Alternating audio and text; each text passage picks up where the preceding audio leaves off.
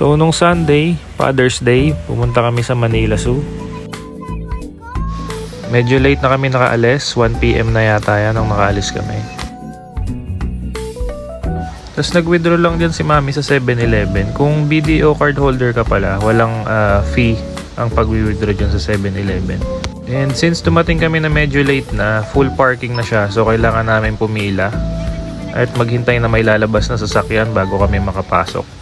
And kailangan din pala mag-register bago kayo makapagbayad sa kiosk. So for Manila, 150 lang per head. If outside Manila ka, 300 ata yung entrance. And pagpasok nyo dyan, meron agad sila dyang souvenir shop. And makikita nyo yung picture nung elepante dati dyan. And dyan yung apex predator, makikita nyo yung tiger. And yung tiger sa wild.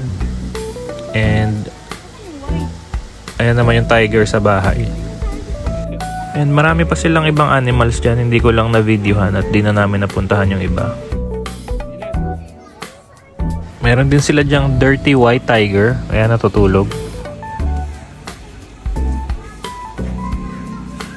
And meron ding zebra. Meron ding lion na natutulog sa eskinita. Tapos marami na rin palang kainan dyan sa loob. Hindi ko lang na picturean at na videohan. Kaya kami na lang yung nag-picture. Then dumiretso kami sa Robinson para mag-lunch. Ayan, sa dami namin, napuno namin yung elevator. Tapos naglaro lang saglit si Dylan bago kami umuwi.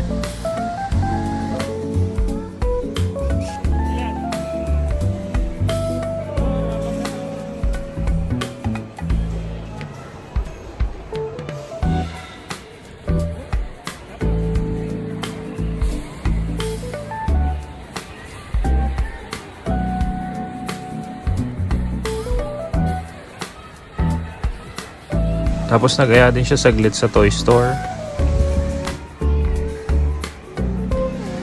And yun, pauwi na kami.